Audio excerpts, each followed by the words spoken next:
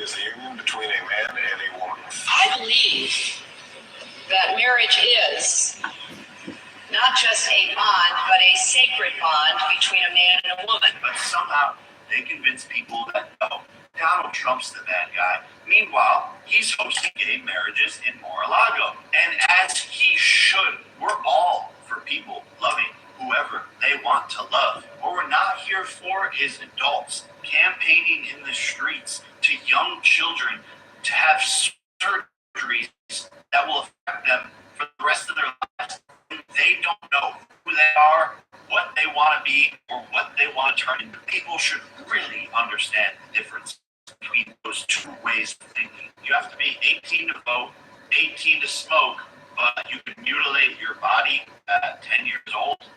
It's not okay. Donald Trump's a felon, convicted of felonies. He's a bad person. We can't let a criminal into the government. Every member founding the U.S. Constitution and this great country that has grown from the U.S. Constitution was a convicted felon of Great Britain. The people rebelling against the system, wanting to create change, wanting to disrupt, and wanting to do right by the people that founded this country were all felons. Shouldn't it be obvious that the good person they don't want in office? Shouldn't it be obvious that the one they're trying to kill is the one we need? And shouldn't it be a sign that a member of the most famous Democratic family, Robert F. Kennedy Jr., switched this year from Democratic to Republican, stating so many things that the party has lost its way, he doesn't stand with what they represent anymore, and is joining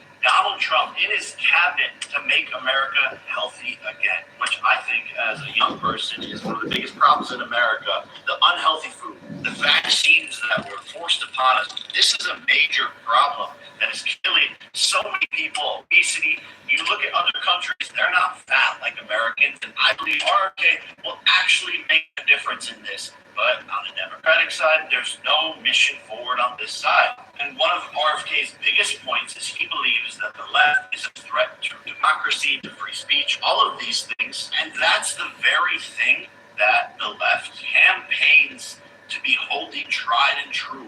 We're going to protect democracy, all while doing the least democratic thing possible. Suppressing RFK, not providing him with Secret Service, not allowing him to be a part of debates. Isn't that a part of democracy? Again, I'll let you ponder on that.